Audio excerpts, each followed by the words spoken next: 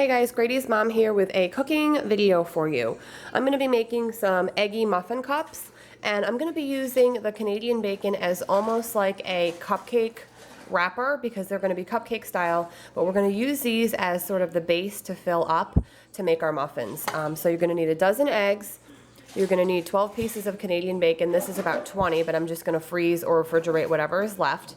You're going to need cheese of your choice. I think cheddar is the best, but you guys can use whatever you have on hand or whatever you like. I'm going to use a green bell pepper and a orange bell pepper. I'm going to also use some chives. If you don't have chives, you can use a little bit of chopped up onion, but I do recommend the chives for both color and the flavor. You're just going to need some salt and pepper, and then I'm going to use some chopped onion. But again, if you don't have chives, you can use fresh chopped onion, and then you would omit this. So now I'm just going to get everything prepped and show you guys how easy this is for a make-ahead meal or something to freeze. You can have it as breakfast. We're actually going to have these tonight as breakfast for dinner along with some home fries. So let me go ahead and get started and show you guys how easy it is. Okay guys, so in my muffin tin, or my muffin tray, I sprayed them first with cooking oil. And now I have my Canadian bacon that I have just placed inside. It does not have to be perfect. As you can see, a couple of mine ripped a little bit, and some of them are lopsided. That's completely fine. You're just creating a base to pour your egg filling in. So just take the piece, like so, and just push it in. Again, it doesn't have to be perfect, but just try to do the best you can at getting it in there sort of centered so it creates kind of a little cup. Again, see how they're all kind of lopsided? They're not perfect. So that is what you're going to want to do first to get everything ready to go in. I have my green pepper, my orange pepper, and then my chives chopped up, and I have them all in little piles ready to drop and go. The cheese is all set as well. It's already shredded, as you can see, so I just drop that in and go. Next, I am going to get all of my eggs into a mixing container, and I'll show you guys how to do that. Okay guys, so I have a huge 8-cup like measuring bowl slash, I don't know, pancake batter thing. I don't even know what the correct term is for these. I just call them like a huge measuring cup. I cracked my dozen eggs in here. And then what I'm going to do is grab a whisk. You can use a fork if you want. And first, I'm just going to do my best to break up the yolks. Doesn't have to be perfect, but just kind of beat them up a little bit. And then you're going to whisk them. So you're looking for a scrambled egg consistency.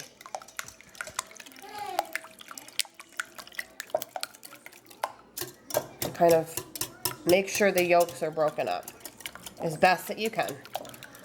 And you're probably going to want to use a measuring cup a lot bigger than what you think you will need, so there's no splatter, because you definitely don't want scrambled egg all over your counter or kitchen.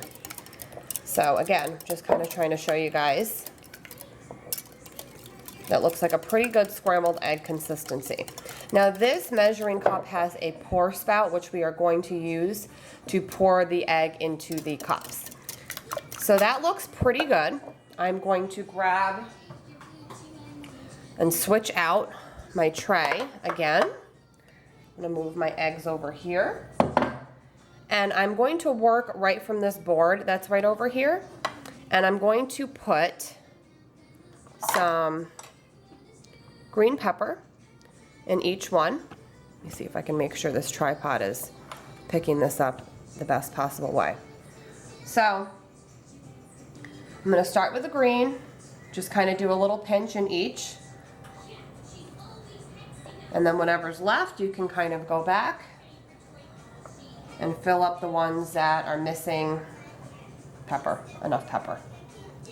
And again, guys, these do not have to be perfect. Don't stress about exactly the right amount of green pepper being in each cup.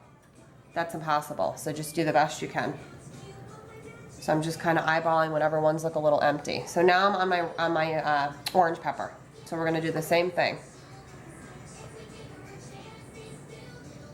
Hopefully you guys like the tripod effect, because now for a lot of my cooking videos, I'll be able to be hands-free. Not 100% of the time for certain angles, but a lot more of the time now I'll be able to be hands-free. So I'm really glad I purchased another tripod, because the one that I had broke. And these are really colorful and pretty too. And obviously you could use red pepper, any pepper that you guys have, whatever you know, if you like it spicy, do jalapeno. They're just a really good brunch thing, breakfast thing, lunch thing, on the go thing. Again, you can prep them ahead of time. So that is all my orange. Now I'm going to work with the chives. So I'm going to put chives in each. Again, the chives are optional. You can do a little onion if you don't have chives right on hand. Chives are also really easy to grow. I think we're going to actually grow them next year in our garden. And they just give like a really nice subtle onion flavor. And it's just really nice, and the color is really pretty too. So I'm almost out. I'm just going to scrape my board down. And definitely have your ingredients all prepped and ready to drop and kind of go. It just will make your life a lot easier. So that looks pretty good. My board is just about empty. So that is what you're looking for. Now, next, we are going to do the cheese. Again, you can use any cheese that you like. I just really love cheddar. You guys know that by now. And we're going to do the same thing. We're going to put some cheddar on each and kind of go from there. So a little bit of cheddar, and everything's going to get kind of melty. The Canadian bacon's going to get nice and crispy around the edges, and the egg is going to make them nice and fluffy and obviously bind everything. So also, side note, I have my oven preheating on 350. These take roughly a half an hour. I know ovens do vary, and some people might take 25 minutes, some people might take 35 minutes. But I've made these a few times with the oven that I currently have in my house now. And I've noticed for me, in my personal oven, it takes about 30 minutes. Okay, so that looks pretty good. I'm just going to kind of add a little bit extra cheese to any of them that look a little bare. Okay, let me just give my hands a quick wash while you can admire them.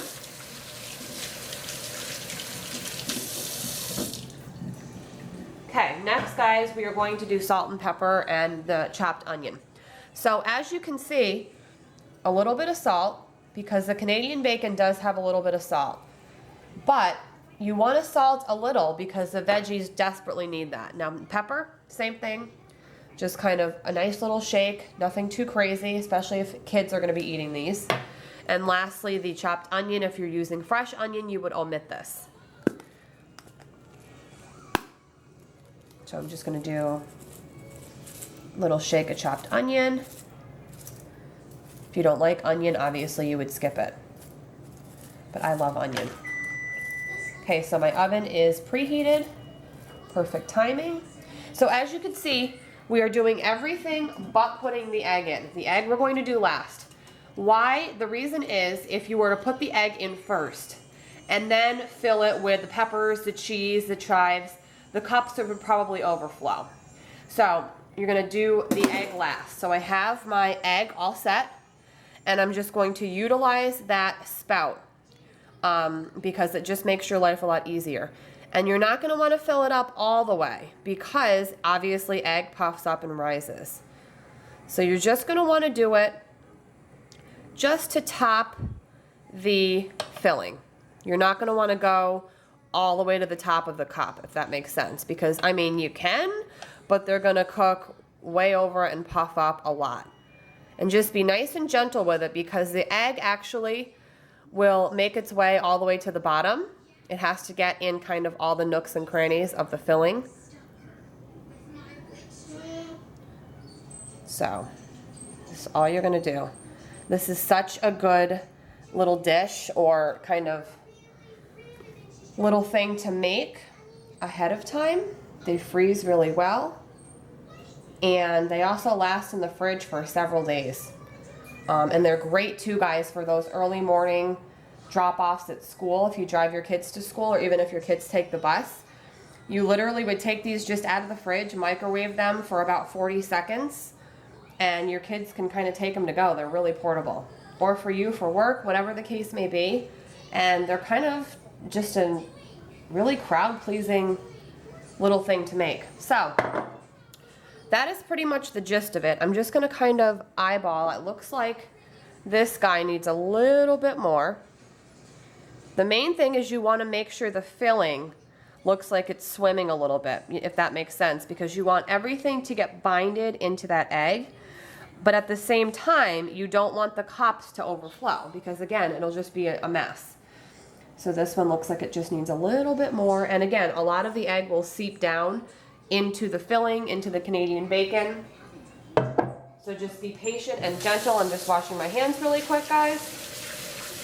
I have egg all over them. So that is what they look like. Now I'm going to get them into the oven and show you guys what they look like when they come out, but look how good these look, guys. So pretty. So I'll be back with you when they come out of the oven. Okay guys, so they literally just came out of the oven, and as you can see, they've puffed up nicely. So I'm gonna go ahead and get them out of the tray and show you what they look like when they are completely cooked and out of the pan. Okay guys, so they are out. I may or may not have eaten one, so there are only 11 left. But I flipped one over to show you guys how the Canadian bacon creates that little bowl. See, it's flipped over and it kind of holds everything in. And these are super hot, so I'm trying not to get too close. But again, it just creates that little, almost like what a cupcake paper holder does for a cupcake. And they're super delicious. Like I said, I already ate one. It was so good. So that is what they look like. Super easy. You can variate all your ingredients of what you want to put inside. And by the way, this is only one of many of these combinations for filling that I make. So I am going to be definitely doing more of this recipe, but different fillings. I make a really good spinach and artichoke one with Parmesan cheese. I have another one that I do with leftover chicken. There are tons of different variations of what you can fill these with. I've used bacon. I've used Canadian bacon. I've even used ham. And obviously you don't have to use a meat, but I just like that element of having it as a little holder and the flavor obviously that it brings. So I really hope you guys enjoyed this video. I'm so excited to kick off my cooking series next week. So definitely be excited about that for those of you who like cooking videos. Thanks for watching. I really appreciate all your support. Have a great day, guys, and I will see you all very soon in my next video. Bye.